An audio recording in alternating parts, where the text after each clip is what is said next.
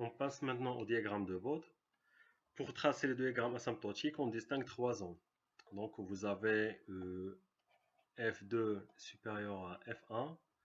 Donc vous avez trois zones de variation de F. Soit F inférieur à F1, F est compris entre F1 et F2, ou bien F supérieur à F2.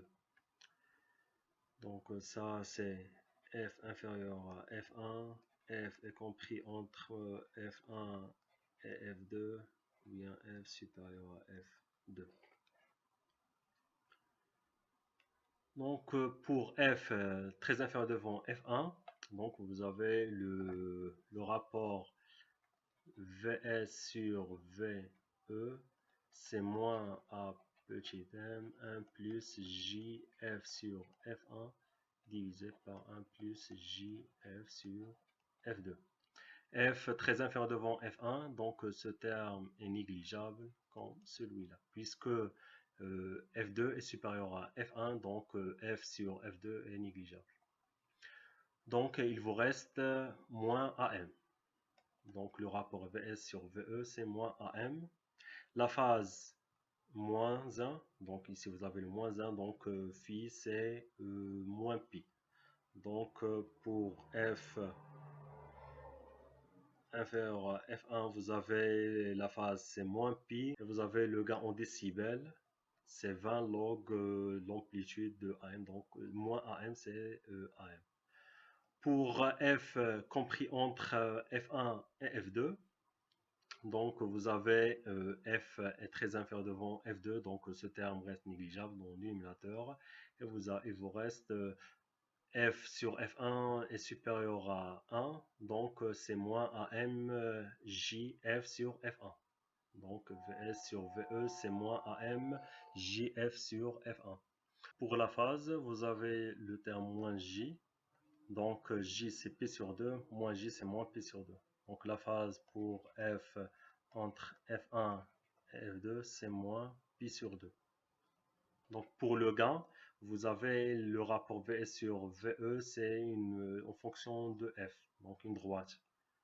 Donc entre F entre F1 et F2, vous avez une droite.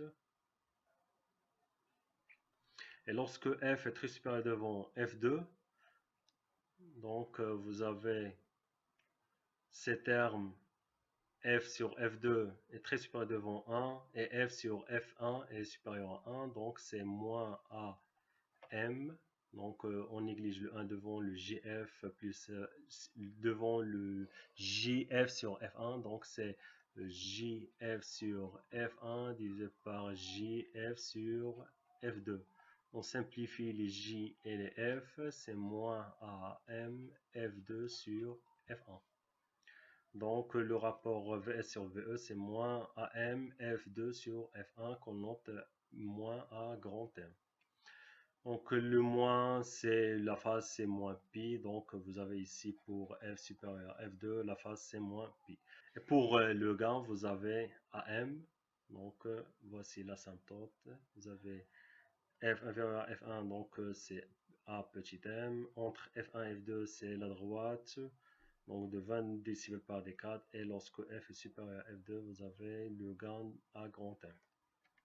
La courbe croise l'asymptote pour F0 égale à la racine F1, F2. Donc l'asymptote et le diagramme de Bode réel se croisent à la fréquence F0.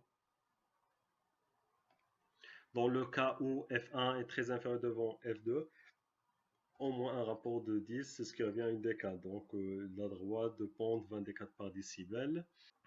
Pour F égale à F1, la courbe est à environ 3 décibels au-dessus de l'asymptote, puisque le F1 c'est au numérateur de la fonction transfert et à moins 3 décibels au-dessous pour F égale à F2, puisque la fréquence F2 est au dénominateur de la fonction de transfert.